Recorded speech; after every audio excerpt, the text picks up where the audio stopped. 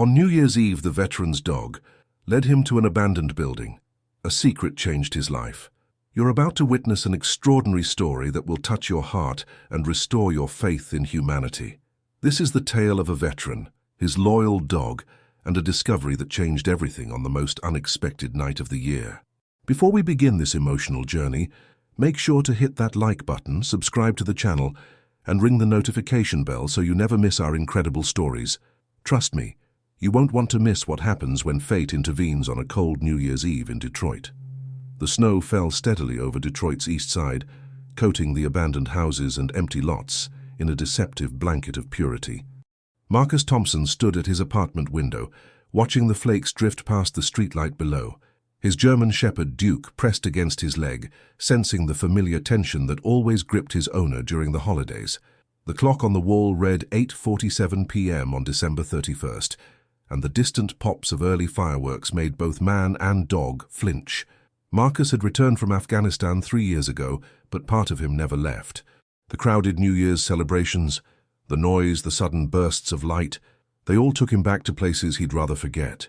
His small apartment in Corktown had become his sanctuary, a place where he could control the environment, where surprises were minimal, and where Duke stood guard against the memories that haunted him. Duke wasn't just any dog. The 2-year-old German shepherd had been trained as a service animal specifically for veterans with PTSD. Marcus had resisted getting a service dog at first, his pride wounded by the admission that he needed help. But Duke had changed everything. The dog could sense anxiety attacks before they fully materialized, would perform deep pressure therapy by lying across Marcus's chest during panic episodes, and would guide him to quiet spaces when crowds became overwhelming. Tonight, though, Duke seemed restless. The dog paced between the window and the door, whimpering softly. Marcus had never seen him act this way before. Usually Duke was calm and focused, especially when he sensed Marcus's anxiety rising with the approach of midnight and its inevitable fireworks display. "What is it, boy?" Marcus asked, running his hand through Duke's thick fur. The dog responded by padding to the door and scratching at it, then looking back at Marcus with those intelligent brown eyes that seemed to hold more understanding than most humans Marcus had encountered since coming home. Marcus checked his watch. He had planned to spend the evening alone, as he had for the past 2 New Year's Eves. His sister Helen had invited him to her party in Royal Oak, but the thought of being surrounded by drunk strangers making small talk made his chest tighten. His VA therapist, Dr. Rodriguez, had encouraged him to try socializing more, but tonight wasn't the night for breakthroughs. Duke barked once, sharp and insistent. This wasn't his normal behavior at all. Marcus grabbed the leash from the hook by the door, figuring a quick walk might calm whatever was agitating his companion. He pulled on his heavy winter coat, a surplus military parka that had seen better days, and clipped the leash to Duke's collar. The moment Marcus opened the door, Duke pulled forward with unusual urgency. Instead of their typical route toward Roosevelt Park, Duke turned east, heading into the maze of streets that Marcus usually avoided. This part of Detroit was a patchwork of occupied homes, abandoned buildings, and empty lots where houses once stood. The city had been trying to revitalize these neighborhoods for years, but progress was slow, and many blocks remained largely deserted. The cold bit at Marcus's exposed face, and he pulled his hood up. Duke maintained a steady pace, not stopping for his usual sniffing investigations. It was as if the dog had a specific destination in mind. Marcus followed, trusting Duke's instincts. In Afghanistan, he'd learned to trust the instincts of working dogs. They'd saved his unit more than once, detecting IEDs that human eyes would have missed. They walked for 15 minutes, the sounds of New Year's celebrations growing distant. This part of the city was quieter, darker. Many of the streetlights were broken, and the few houses with lights were set back from the road, their windows glowing like distant stars. Marcus's breath formed clouds in the frigid air, and he wondered what had possessed him to follow Duke into this desolate area on New Year's Eve. Duke suddenly stopped in front of a 3-story brick building that had clearly seen better days. It might have been an old factory or warehouse, typical of Detroit's industrial past. Plywood covered most of the windows, and graffiti decorated the lower walls. A rusty chain-link fence surrounded the property, but Duke had found a section where the fence had been cut and pulled back, creating an opening just large enough for a person to squeeze through. "No way, Duke. We're not going in there," Marcus said firmly. But Duke was already pulling toward the opening, whimpering with increased urgency.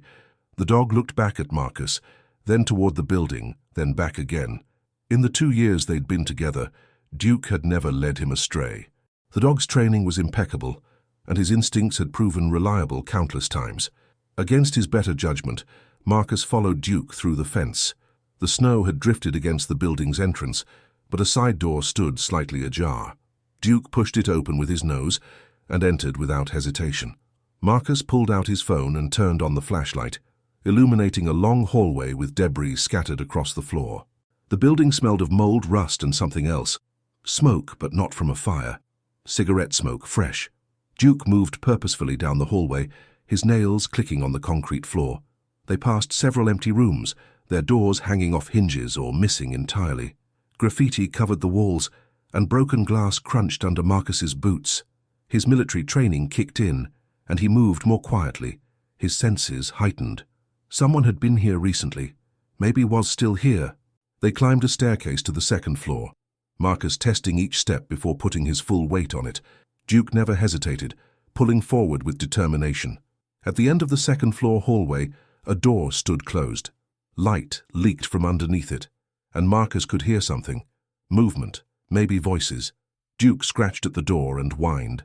Marcus's hand instinctively went to his hip, where his sidearm would have been in Afghanistan.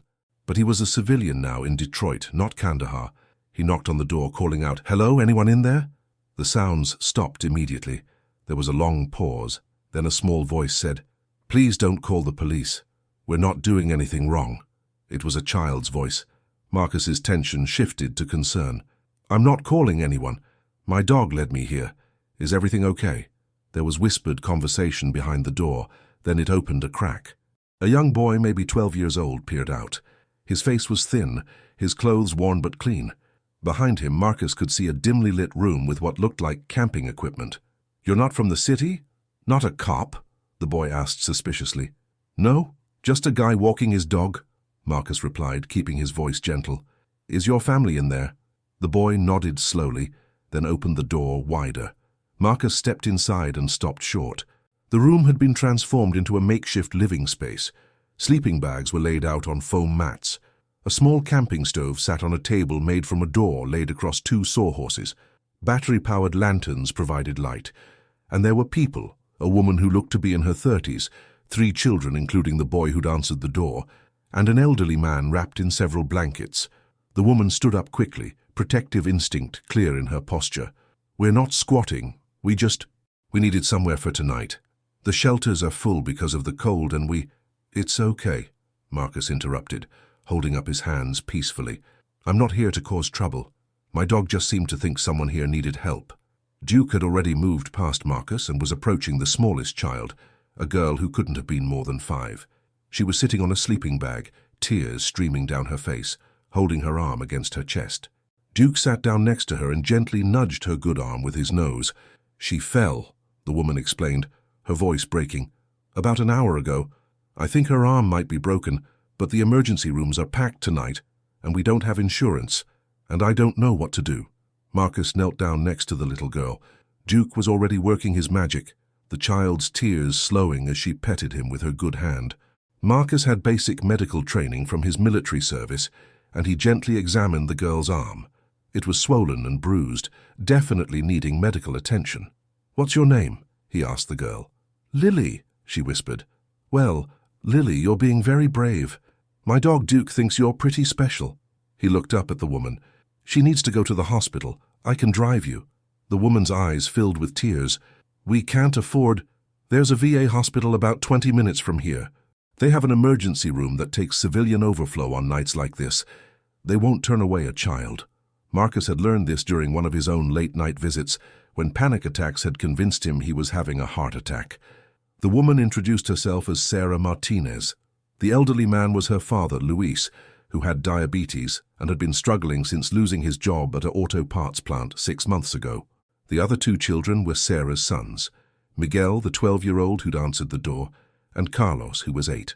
Sarah worked 2 part-time jobs, but they'd lost their apartment 2 weeks ago when the landlord sold the building to developers. "We've been staying with friends, but everyone's got family visiting for the holidays," Sarah explained. I found this place yesterday. It's dry, and with the camping gear from Goodwill, I thought we could make it work for a few nights until the family shelter has space. Marcus looked around the room with new eyes. These weren't addicts or criminals. This was a family caught in the grinding gears of poverty, trying to maintain dignity in an impossible situation. The room was clean, organized. The children's backpacks were neatly arranged, likely ready for school when it resumed after the holiday break. "Let's get Lily to the hospital first," Marcus said. "Then we'll figure out the rest." The trip to the VA hospital was quiet except for Duke, who stayed in the back seat with Lily, his head resting on her leg. The emergency room was indeed busy, but not as chaotic as the regular hospitals. Marcus used his veteran status to expedite Lily's treatment, explaining she was the daughter of a fellow veteran who died in service, a lie that came easily when he saw the relief on Sarah's face. While Lily was getting x-rays and having her arm set in a cast, Marcus sat with Sarah in the waiting room. Miguel watched his younger brother in the children's play area, while Luis dozed in a wheelchair the nurses had provided. "Why did your dog come to us?" Sarah asked quietly. Marcus watched Duke, who was performing his trained behavior of providing a calming presence for Carlos, who had been anxious about his sister. "I don't know. He's trained to sense distress, but he's never done anything like this before. Maybe he heard Lily crying from the street." "From 2 floors up and a block away?"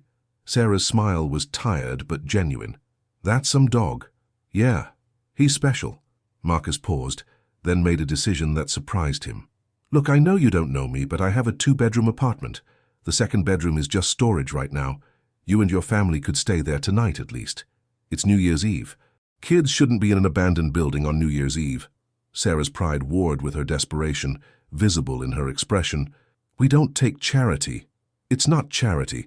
It's one neighbor helping another. That's what people do, right?" Marcus hadn't felt like anyone's neighbor in years, but saying it made it feel possible. Before Sarah could respond, Lily emerged with a bright pink cast on her arm and a smile on her face. Duke immediately went to her, tail wagging. The doctor explained that it was a clean break that would heal well.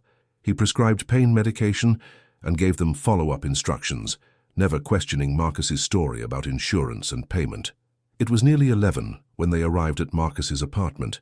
He quickly cleared out the spare room, which mostly contained boxes he'd never unpacked from his last move.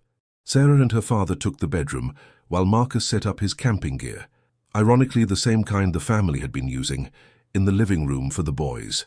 Lily, still attached to Duke, curled up on the couch with the dog pressed against her. As midnight approached, Marcus found himself in his kitchen making hot chocolate for everyone. Sarah joined him, helping to carry mugs to the living room where her children were watching the New Year's coverage on TV, the volume kept low out of respect for the neighbors. "I don't know how to thank you," Sarah said softly. "You don't even know us." Marcus thought about all the nights he'd spent alone in this apartment, Duke his only companion, the walls closing in with memories and regret. "Maybe you're helping me too," he admitted. The countdown to midnight began on the TV. Miguel and Carlos counted along excitedly, while Lily fought to stay awake. Luis had taken his insulin.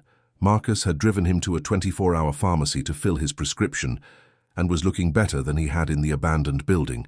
When the clock struck 12, fireworks exploded over Detroit's skyline, visible through Marcus's window. For the first time in 3 years, the sound didn't send Marcus into a panic. Duke was calm beside him. The children's laughter filled his apartment, and Sarah was teaching her kids to say Feliz Año Nuevo to their grandfather. The fireworks were just fireworks, not incoming fire. The bright lights were celebration, not danger. "Happy New Year, Duke," Marcus said quietly, scratching behind his dog's ears. Duke's tail wagged, and he looked up at Marcus with those knowing eyes, as if to say, "This is why we came out tonight." The next morning, Marcus woke to the smell of coffee and the sound of quiet conversation. Sarah had found ingredients in his barely used kitchen and was making breakfast. Luis was teaching Carlos a card game at the dining table Marcus had bought but never used. Miguel was reading one of the military history books from Marcus's shelf, and Lily was throwing Duke's tennis ball down the hallway, giggling as the dog brought it back every time. His apartment, usually so quiet and still, was alive with activity. It should have made him anxious, should have triggered his need for control and solitude. Instead, it felt like something frozen inside him was beginning to thaw. If you're enjoying this incredible story of hope and human kindness, don't forget to hit that like button and subscribe to our channel. Make sure to ring the notification bell, because this story is just getting started, and you won't want to miss what happens next. Over breakfast, Sarah shared more of their story. Her husband had died in a construction accident 2 years ago. The company had fought the wrongful death lawsuit, and legal fees had drained their savings. Luis had moved in to help with the kids, but his health problems and job loss had stretched their resources past the breaking point. They'd been walking a tightrope for months and finally fallen off. "But we stay together," Luis said firmly, his English accented but clear. "Family stays together." Marcus understood that completely. His unit in Afghanistan had been his family, and losing them, some to death, others to distance after discharge, had left him adrift. He'd been so focused on what he'd lost that he'd stopped looking for what he could find. "I need to make some calls," Marcus announced after breakfast. He spent the next 2 hours on the phone, calling in favors and connections he hadn't used since leaving the service. His former commanding officer's wife ran a non-profit that helped veteran families. His VA therapist had connections to housing assistance programs. A buddy from his unit worked for a contractor who was hiring. By noon, Marcus had accomplished more than Sarah had been able to in weeks of trying. The non-profit could provide temporary housing assistance and help navigate the insurance claim from her husband's death. The contractor was willing to interview her for an office position that paid twice what her 2 part-time jobs combined offered. The VA had a program for dependent children that would cover medical care for the kids. "Why are you doing all this?" Sarah asked, overwhelmed as Marcus explained each development. Marcus thought about it. The simple answer was that Duke had led him to them, but it was more than that. "For 3 years, I've been surviving, not living. Going through the motions, avoiding everything that might trigger a bad memory. But last night with your family here, the fireworks didn't bother me. The noise, the chaos. It was just life happening. Maybe I needed to remember what I was fighting for over there. It was for families like yours to have a chance." Sarah wiped tears from her eyes. Luis stood up, moving slowly, and extended his hand to Marcus. "You are a good man, a hero." "I'm not a hero," Marcus said automatically, the response he'd given to anyone who'd thanked him for his service. But Luis shook his head. "Not because you were a soldier, because you are human and kind. That is heroic today." Over the next few days, Marcus's apartment became command central for Operation Martinez Family, as he'd started calling it in his head. He drove Sarah to job interviews, helped Miguel with his homework, played countless games of fetch with Lily and Duke, and learned to check Luis's blood sugar levels. The spare bedroom became their temporary home while the housing assistance was processed. Dr. Rodriguez was amazed at Marcus's transformation during their next session. "You're different," she observed. "More present. What changed?" "Duke found a purpose for me," Marcus explained, "or maybe reminded me of the one I already had." Within 2 weeks, Sarah had started her new job. The pay was enough to qualify for a decent apartment in a safe neighborhood with good schools. The non-profit had expedited their application and provided first month's rent and security deposit. The kids were enrolled in after-school programs, and Luis was connected with a diabetes management clinic. The night before they moved into their new apartment, the family gathered in Marcus's living room for a farewell dinner. Sarah had cooked a feast, Puerto Rican dishes that filled the apartment with incredible smells. Luis told stories about his childhood in San Juan. The boys showed Marcus their improved grades, and Lily drew a picture of Duke wearing a superhero cape. "We wouldn't have made it without you," Sarah said as they cleaned up together. "I don't know how we'll ever repay you." "You already have," Marcus replied, and meant it. His apartment would be quiet again after they left, but not empty, not anymore. He'd remembered how to connect, how to care about something beyond his own trauma. "Besides," he added with a smile, "Duke's going to miss Lily. We'll have to visit." The move-out day was bittersweet. Marcus and Duke helped transport their belongings to the new apartment, a bright 2-bedroom on the 3rd floor of a well-maintained building. It had a small balcony overlooking a park where the kids could play. Luis had his own room, and the boys would share the other while Sarah and Lily took the living room until they could afford a 3-bedroom. As they unloaded boxes, neighbors came to introduce themselves. The building had several families with children, and Miguel and Carlos were quickly invited to join a basketball game in the park. The community Sarah had been desperately seeking was right here, waiting. That evening, Marcus stood in his own apartment, Duke by his side.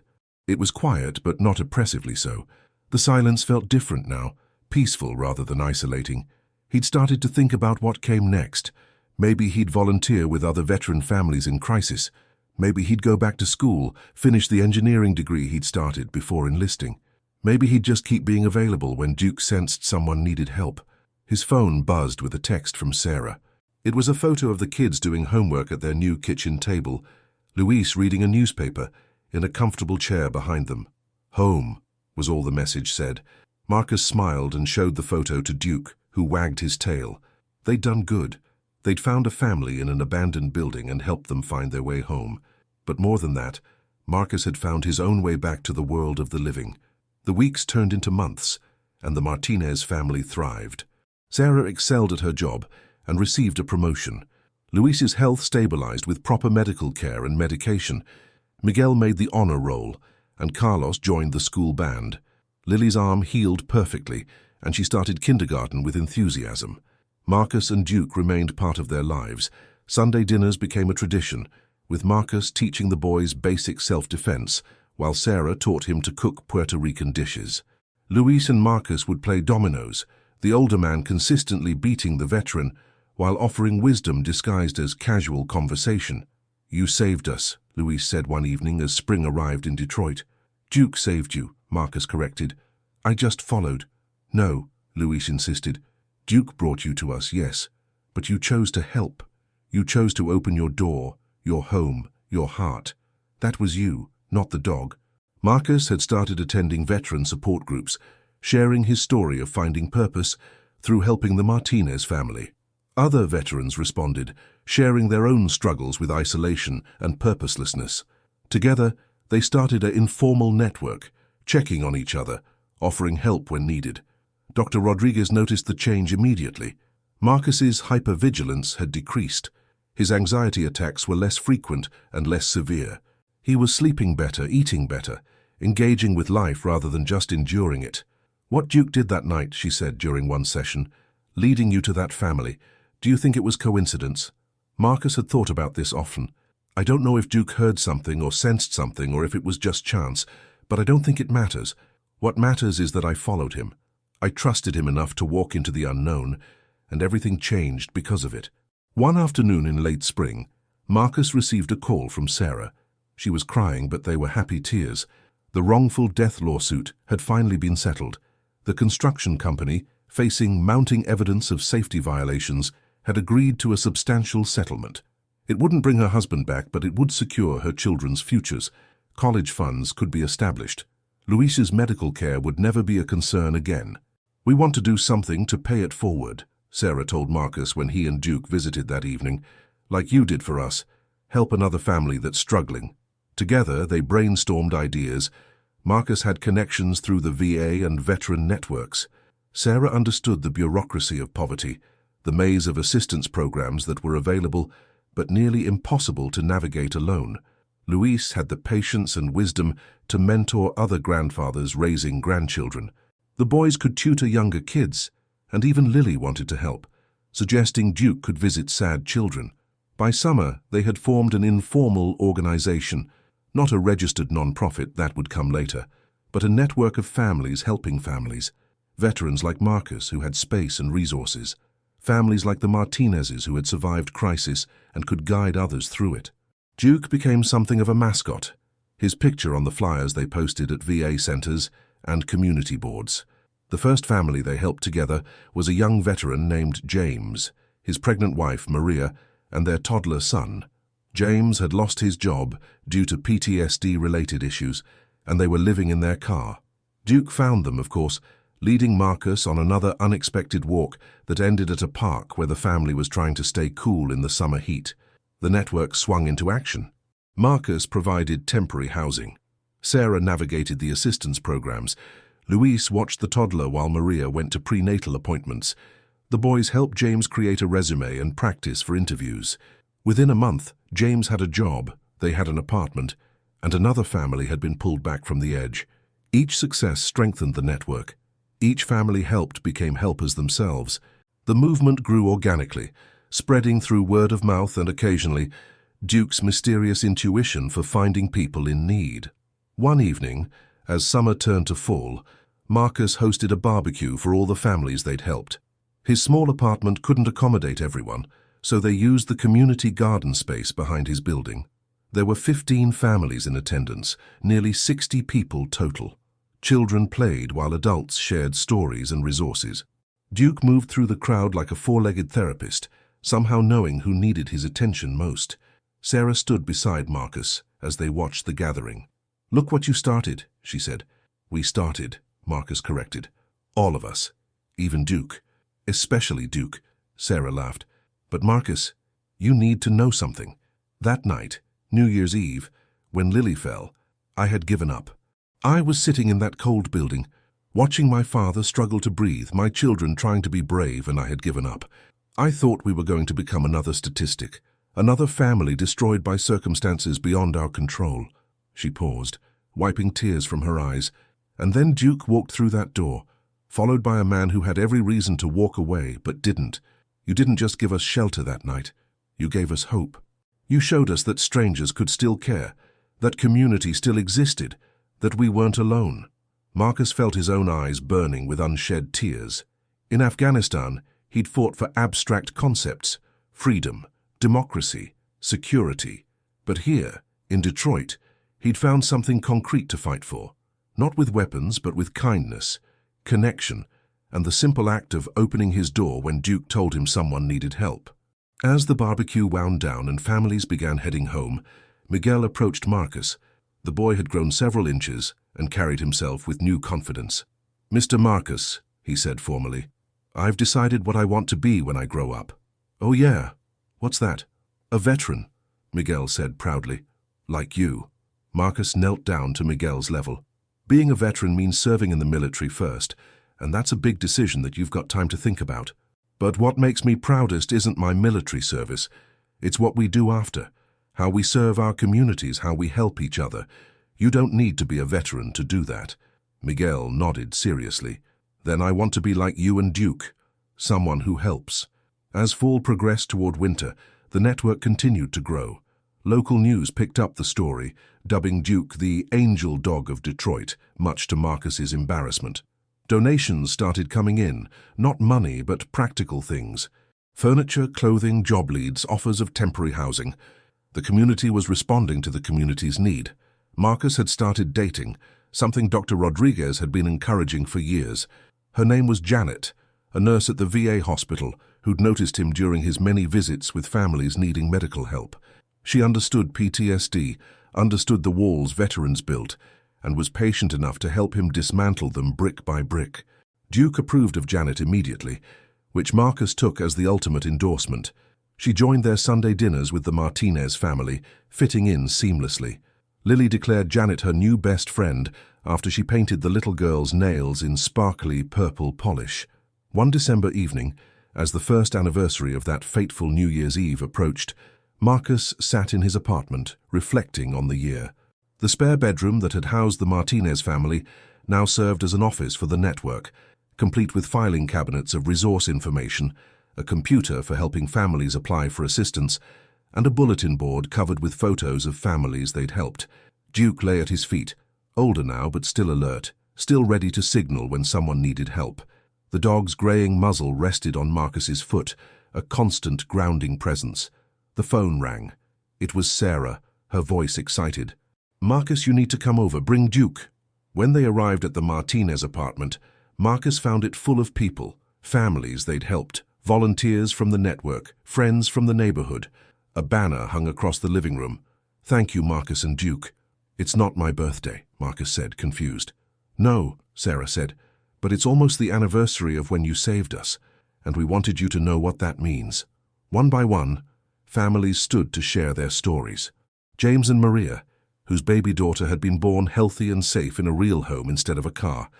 An elderly veteran named Tom, who'd been isolated and suicidal until the network found him and brought him back into community. A single mother named Denise, whose teenage son had been heading toward trouble until Miguel started tutoring him, turning his grades and attitude around. Story after story, each one tracing back to that moment when Duke had pulled Marcus out of his apartment and into the cold Detroit night. The ripples of that single act of following his dog's instinct had spread far beyond what Marcus could have imagined. Luis stood last, moving slowly but with dignity.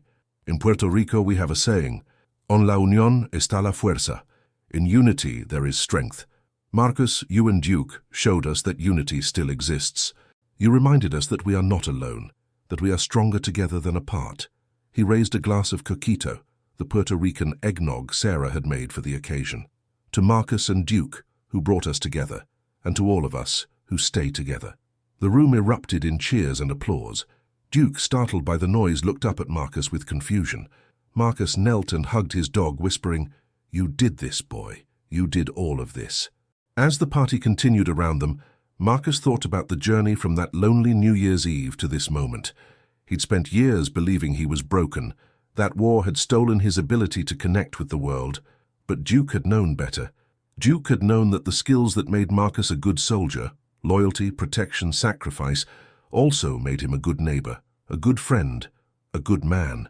The anniversary of that New Year's Eve arrived with another snowstorm. Marcus and Duke walked through Corktown, following their usual route. But when they passed the abandoned building where they'd found the Martinez family, Marcus stopped. The building had been demolished over the summer, part of Detroit's ongoing renewal. Where it once stood, there was now an empty lot with a sign, "Future Site of Martinez Family Community Center." Sarah appeared beside him, bundled against the cold. "The settlement money," she explained. "We're building something permanent, a place where families in crisis can find immediate help, where veterans can connect with resources, where kids can get tutoring and hot meals." She showed him the architectural plans on her phone. The building would have emergency family quarters, a veterans resource office, a children's area, and, at Lily's insistence, a special room for therapy dogs like Duke. "We're calling it Duke's Place," Sarah said with a smile. Marcus was speechless. Duke, oblivious to his impending fame, was more interested in sniffing a particularly intriguing patch of snow. "Construction starts in spring," Sarah continued. "We want you to be the director, you and Janet if she's interested. Who better to run it than the man who started it all?" Marcus looked at the empty lot, envisioning the building that would stand there. A place born from a moment of crisis, built on a foundation of compassion, dedicated to the simple principle that had guided Duke that night. When someone needs help, you help. "I'll think about it," Marcus said, though they both knew he'd already decided. As winter deepened, Marcus threw himself into planning for Duke's Place. He attended non-profit management workshops, met with city officials, and coordinated with various assistance organizations. Janet joined the effort, her medical knowledge invaluable in designing the health services component. Duke, now definitely showing his age, still accompanied Marcus everywhere. The vet had found some arthritis in his hips, and his muzzle was more gray than brown now. But his spirit remained unchanged, his dedication to his work unwavering. One snowy evening in February, Duke did something he hadn't done in months. He became agitated, pacing and whining at the door, just as he had that New Year's Eve over a year ago. Marcus didn't hesitate. He grabbed his coat and Duke's leash, and they headed out into the storm. This time Duke led him to a different location, a bus stop where a teenage boy sat alone, no coat, visibly shivering. The boy looked up as they approached, his face a mask of defiance and fear. "Are you okay, son?" Marcus asked gently. The boy, he couldn't have been more than 16, shrugged. "Just cold." Duke sat down next to the boy, leaning against him, sharing his warmth. The teenager's tough facade cracked slightly as he petted the dog. "When's the last time you ate?" Marcus asked. Another shrug. "Yesterday, maybe." Marcus recognized the look, the defensive posture, the careful distance. Foster kid, probably. Aged out or ran away. The system had failed another one. "There's a diner around the corner," Marcus offered. "How about some food? Duke here won't leave until he knows you're okay, and I'm getting cold." The boy, his name was Terrell, told his story over hamburgers and fries. Foster care since age 8, 12 different homes. Aged out at 16 through a bureaucratic loophole, had been sleeping in abandoned buildings, surviving on whatever he could find or steal. "I'm not a bad kid," Terrell insisted.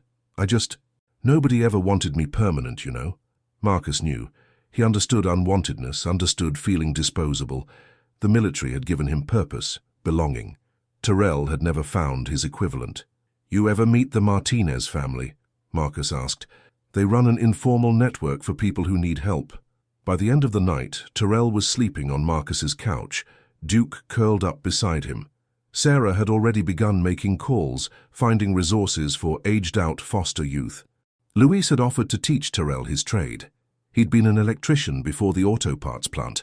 Miguel and Carlos had promised to introduce him to their friends, to help him feel less alone. Terrell was just the beginning. As word of Duke's place spread, more youth in crisis found their way to the network. Some were referred by social workers, others by teachers or police officers who'd heard about the program. Each one was met with the same combination of practical help and genuine care that had saved the Martinez family. Spring arrived with groundbreaking for Duke's place. The ceremony was attended by city officials, news crews, and dozens of families. Duke, wearing a special bandana for the occasion, was given the honor of digging the first ceremonial hole, which he did with enthusiasm. Marcus stood at the podium, unaccustomed to public speaking but knowing it was necessary. "This place," he began, his voice carrying across the crowd, "started with a dog's instinct and a family's need. It grew because people remembered how to be neighbors, how to care for strangers, how to build community from crisis."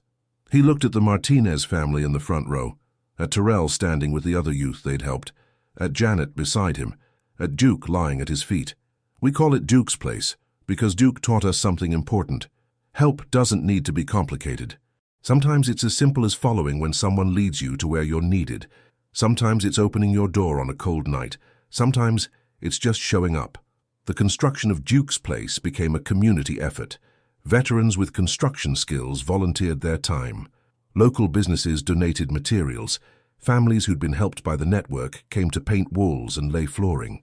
Even the children contributed, creating murals for the youth areas under the guidance of a local artist.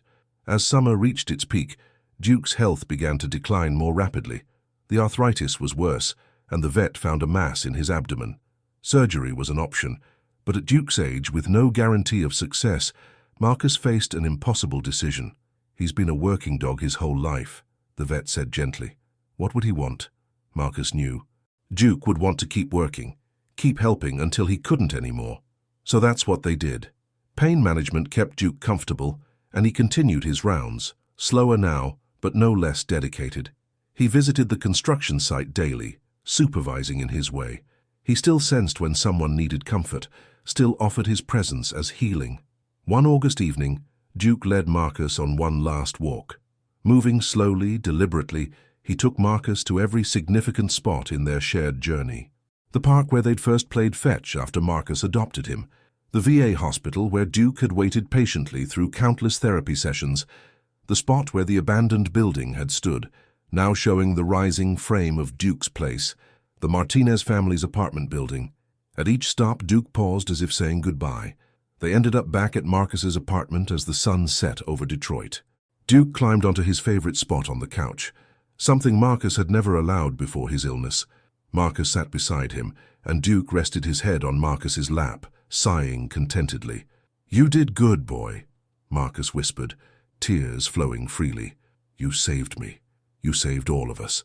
Duke's tail wagged weakly, and he looked up at Marcus with those wise brown eyes one last time.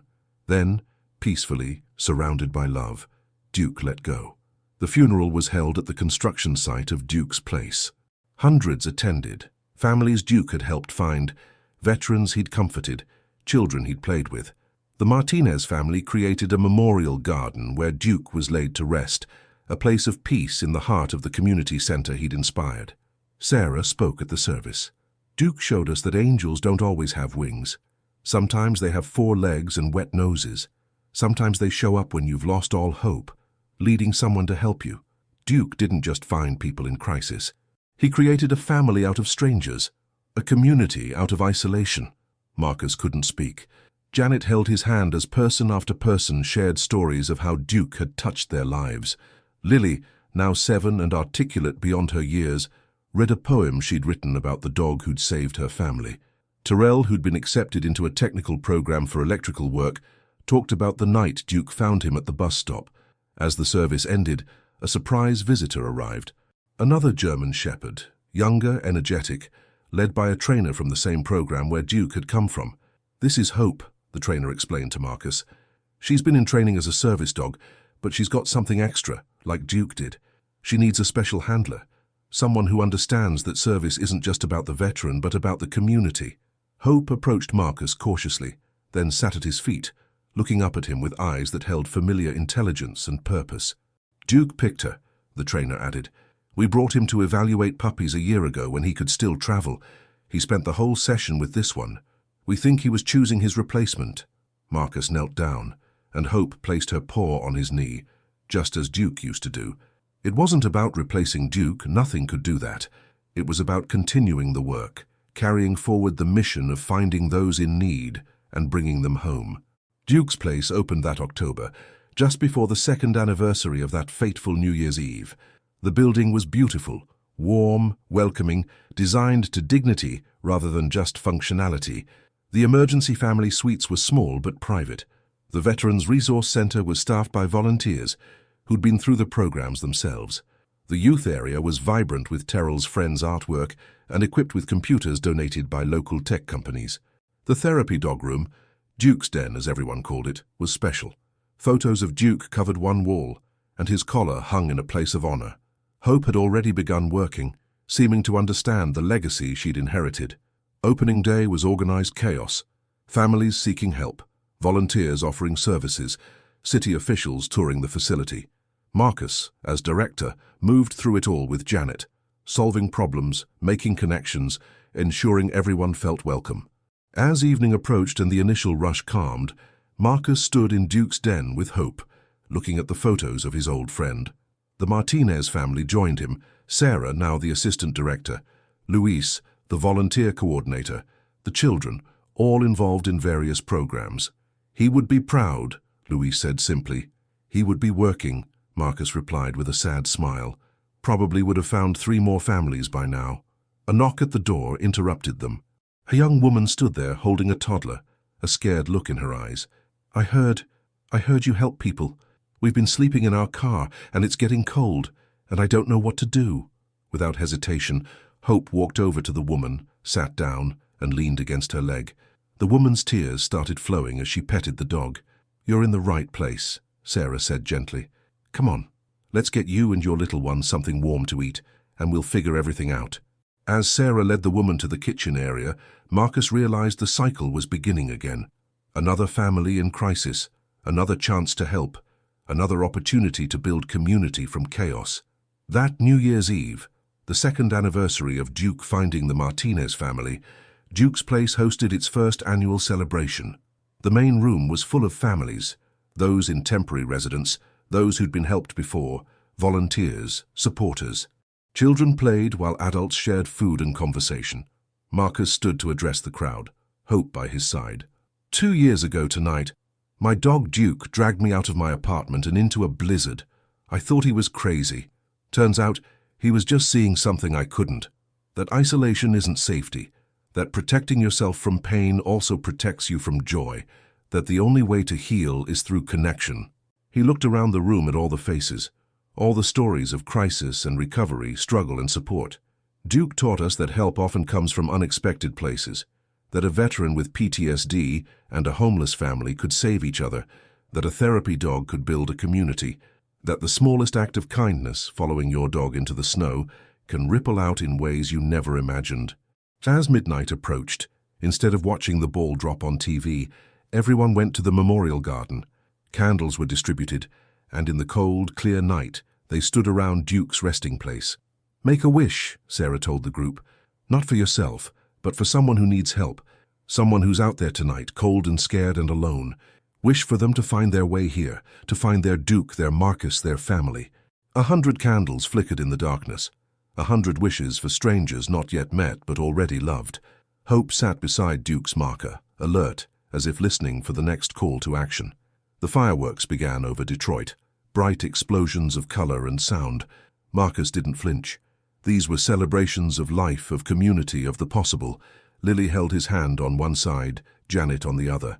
The Martinez boys were teaching Terrell and his friends Spanish songs. Luis was telling stories to a group of elderly veterans. Sarah was already planning tomorrow's programs. This was Duke's true legacy, not just a building, but a living, breathing community that understood a fundamental truth. We save each other. One person, one family, one dog at a time, we save each other. As the celebration wound down and families began returning to their homes, temporary or permanent, struggling or stable, Marcus walked through Duke's place one last time before closing up. In each room, he saw Duke's influence, the gentle way volunteers approached those in crisis, the patience with which problems were solved, the assumption that everyone deserved dignity and help. Hope followed him, learning the routine, understanding her role in this place. She was different from Duke, younger, more energetic, perhaps not as intuitive yet, but she was learning, growing into the job Duke had left for her. In his office, Marcus found an envelope that hadn't been there before. Inside was a note in careful handwriting. "Mr. Marcus, you don't know me, but Duke found my son last year when he was thinking about ending his life. Your dog just walked up to him in the park and wouldn't leave. My son followed Duke home to you, and you got him help. He's alive today because of Duke, because of you. I wanted to donate to Duke's place, but I don't have money, so I'm giving the only thing I have, a promise. I promise to help one person this year, the way you helped us, and I'll ask them to help someone else. Let Duke's love keep spreading. A grateful mother." Marcus sat down heavily, the note trembling in his hands. How many stories like this were out there? How many lives had Duke touched that Marcus would never know about? Hope came over and rested her head on his knee, offering comfort as Duke had taught her, or perhaps as she instinctively knew. Marcus petted her, thinking about the future. Duke's place would grow. They'd already been approached about opening satellite locations in other neighborhoods. The model was being studied by non-profits in other cities. The ripples continued to spread. Spring came early that year, and with it, unexpected news. The city of Detroit wanted to honor Duke posthumously with a special recognition, the first animal to receive the Spirit of Detroit Award. The ceremony would be held at Duke's place, with the mayor presenting the award to Marcus and the Martinez family. The day of the ceremony, the building overflowed with people. Media covered the event, sharing Duke's story with an even wider audience. Donations poured in, ensuring Duke's place could expand its services. But more importantly, people shared their own stories of unexpected help, of animals and humans who'd appeared at just the right moment. The mayor spoke eloquently about Duke representing the best of Detroit: resilience, loyalty, the ability to find hope in the darkest places. But it was Lily, now 8 and confident, who stole the show. "Duke was magic," she said simply into the microphone, standing on a box to reach it. "Not pretend magic, but real magic. The magic that happens when somebody helps somebody else just because they need help. Duke taught us that magic, and now we can do it too." After the ceremony, as people toured the facility and shared refreshments, Marcus noticed Hope behaving strangely. She was pulling toward the door, whining softly, exhibiting the same behavior Duke had shown on those nights when someone needed help. "Go," Sarah said with a knowing smile. That's what Duke would do. Marcus clipped on Hope's leash and followed her out into the spring afternoon. She led him 3 blocks to a small park where an elderly man sat on a bench, clutching his chest, struggling to breathe. Marcus called 911 while Hope stayed with the man, keeping him calm until paramedics arrived. Later, at the hospital, Marcus learned the man was a Vietnam veteran named Robert, who'd been living alone since his wife died. The heart episode was minor, but it revealed a dangerous living situation. No food in his apartment, medications unfilled, complete isolation. "Duke's place?" Robert asked when Marcus explained where he worked. "I read about that dog. Always wanted a dog, but my building doesn't allow them." Within a week, Robert was a regular at Duke's place, volunteering in the Veterans Center, sharing his stories with younger veterans, finding the community he'd lost. Hope had found her first save, continuing Duke's work. As Duke's place approached its first full year of operation, the statistics were remarkable.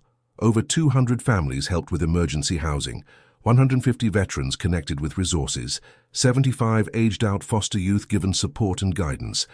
But the numbers didn't capture the real story. The web of connections, the community that had formed, the lives saved not just from crisis, but from isolation.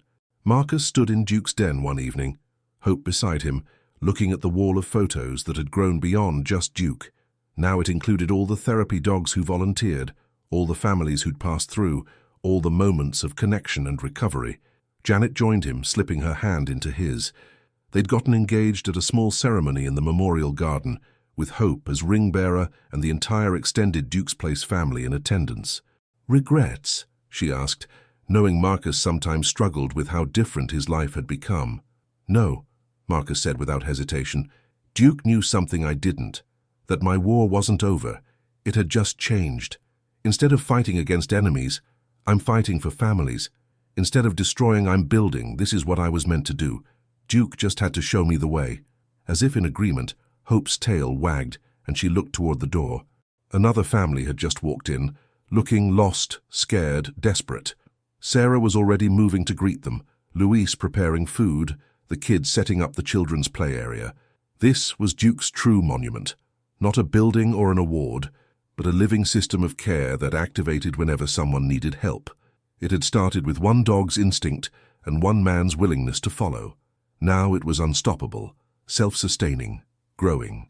Marcus watched the new family being welcomed, saw the relief in their eyes as they realized they'd found help. Somewhere, he was sure, Duke was watching too, tail wagging, satisfied with a job well done and a legacy well established. The cycle continued, as it would tomorrow and the day after that. People in crisis would find their way to Duke's Place. Hope would sense those who needed extra comfort. The community would rally. And slowly, family by family, life by life, they would rebuild what had been broken, restore what had been lost, and prove that even in the hardest times, in the coldest nights, help could arrive in the most unexpected ways. As Marcus, Janet, and Hope headed home that evening, they passed the spot where Duke had led him that first New Year's Eve. Marcus paused, remembering the fear and uncertainty of that night, the resistance he'd felt to getting involved, the voice in his head that had told him to turn back.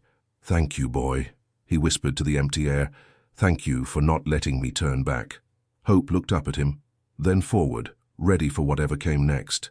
Together they walked into the gathering dusk, knowing that somewhere out there, someone needed help.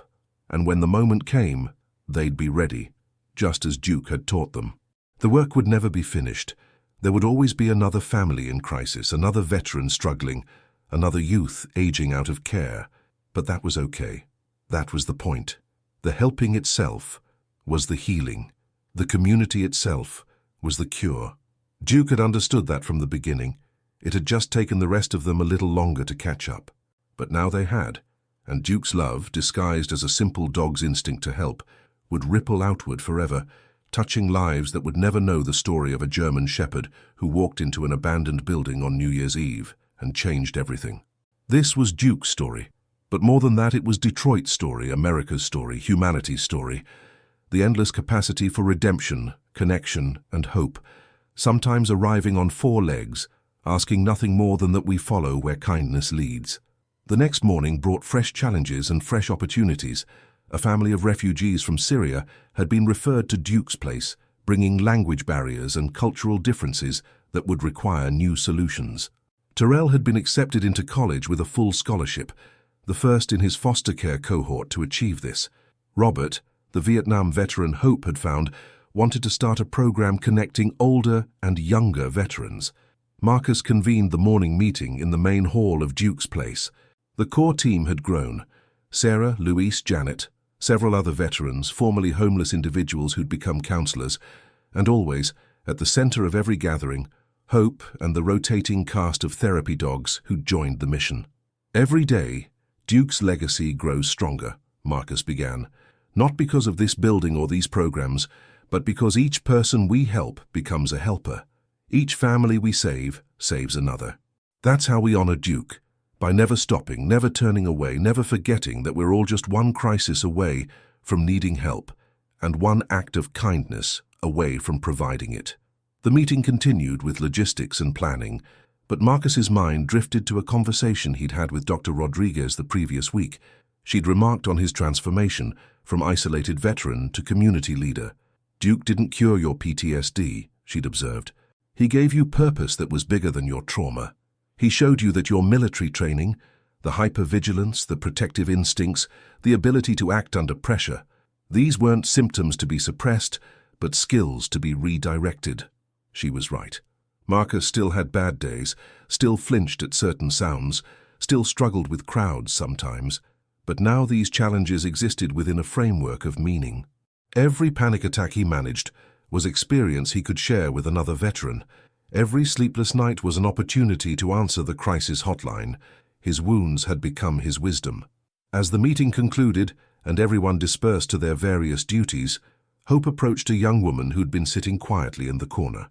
The woman was heavily pregnant, with the hollow look of someone who'd given up hope. Hope, living up to her name, gently placed her head on the woman's knee. "That means you're family now," Sarah told the woman softly. "Hope doesn't choose wrong. Let us help." The woman's story unfolded slowly. Domestic violence, pregnancy from assault, family rejection, nowhere to turn. It was the kind of complex crisis that Duke's Place had learned to handle, not just with emergency shelter, but with legal advocacy, medical care, psychological support, and most importantly, community embrace. Within hours, the woman, Rebecca, had a safe room, a medical appointment, a legal advocate, and a support group of other survivors. Lily, now old enough to help with childcare, promised to babysit when the baby came. Luis offered his rocking chair for the nursery. The community wrapped around Rebecca like Duke used to wrap himself around those in pain. This was multiplication of kindness that Duke had started. Each act inspired another, each rescue created another rescuer. The mathematics of compassion were exponential, not linear. That evening, as Detroit settled into another night, Duke's Place remained bright and busy. In the Veterans Center, a group therapy session was processing trauma through art. In the youth wing, Terrell was teaching computer skills to other aged-out foster kids. In the family quarters, Rebecca was sharing her first meal in days while Hope kept vigilant watch. Marcus made his rounds, checking on each area, solving small problems, offering encouragement. This was his patrol now, not through dangerous streets in Kandahar, but through halls of healing in Detroit. As he reached the memorial garden, he found someone unexpected, his old commanding officer, Colonel James Harrison, standing at Duke's marker. "Sir?" Marcus was stunned. They hadn't spoken since Marcus's discharge. "I heard about what you've built here," the colonel said. "Heard about Duke. I had to see it for myself." They stood in silence for a moment before the colonel continued. "We train soldiers to break things, to destroy threats. We don't train them for how to build instead of break. But you figured it out, Thompson. You and that dog of yours." The colonel explained that he'd been struggling since retirement, that many of their unit were facing similar challenges. He wanted to know if the Duke's Place model could be replicated, if Marcus would help establish similar centers near other VA facilities. "Duke's work isn't done," Marcus replied. "I don't think it ever will be." Plans were made, partnerships discussed. The colonel would use his connections to secure funding and locations. Marcus would provide training and consultation. Duke's Place would become not just a single point of light, but a constellation of care across the country. As the colonel left, he paused at the door. "That dog of yours saved more than just that family, Thompson. The ripples of his action, of your action, they're still spreading. They'll never stop spreading." Summer arrived with its own challenges and victories. Rebecca's baby was born, a healthy girl she named Grace. The Syrian refugee family had established a Middle Eastern restaurant that employed other refugees. Terrell graduated from his technical program and immediately began an apprenticeship while mentoring other foster youth. Duke's Place had become more than a crisis center. It was a hub of transformation, a place where broken people discovered they weren't broken at all, just temporarily bent by circumstances. The therapy dogs, Hope and her growing pack of volunteers, continued Duke's work of sensing need and responding with presence.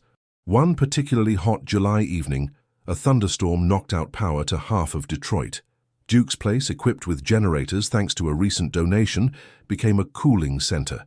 The building filled with neighbors who'd never needed services before, but now found themselves vulnerable to the heat. Marcus watched as the regular Duke's Place community welcomed these new faces. No distinction was made between those in crisis and those just seeking relief from the heat. Everyone was neighbor. Everyone was family.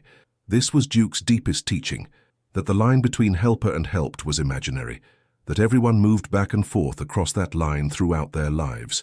An elderly woman approached Marcus, her face vaguely familiar. "You don't remember me," she said, "but 3 years ago you and Duke walked past my house every day. I was so depressed after my husband died, I decided to end things. But one day Duke broke away from you and ran straight to my porch. Wouldn't leave until I came out and petted him. That silly dog visited me every day for a month, until I didn't need him anymore." Marcus's eyes filled with tears. How many secret rescues had Duke performed? How many lives had he touched in ways Marcus never knew? "I volunteer at the senior center now," the woman continued. "I tell them about Duke, about how help can come with 4 legs and a wagging tail. 23 seniors have gotten therapy dogs because of Duke's story. The ripples, young man, the ripples never stop." As fall approached, marking nearly 2 years since Duke's passing, Marcus received an unexpected package. Inside was a manuscript, "The Duke Effect: How One Dog's Instinct Created a Movement." A journalist had spent months interviewing families helped by Duke and Duke's Place, tracing the expanding network of aid and connection.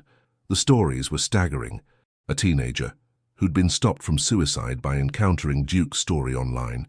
A police officer who'd started a therapy dog program after visiting Duke's Place.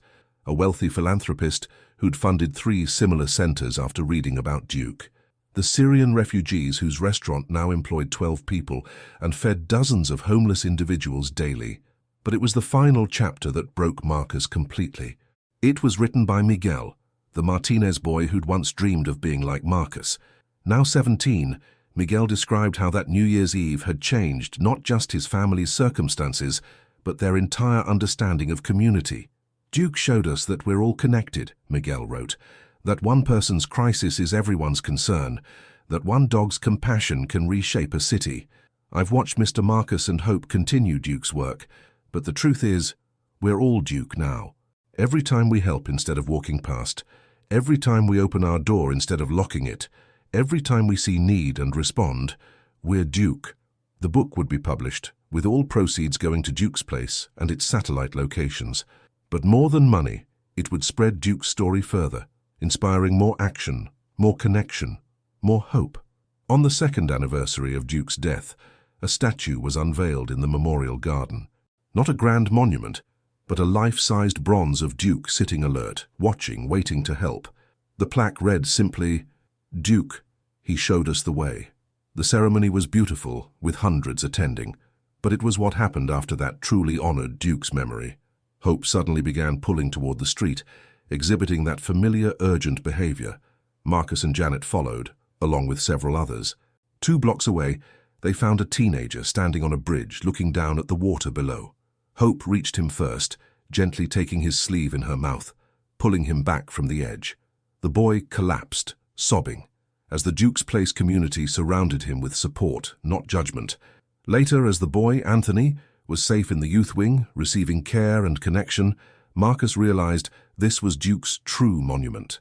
Not a statue or a building, but the continued instinct to help, passed from Duke to Hope, from Hope to the next generation of therapy dogs, from person to person in an endless chain of compassion.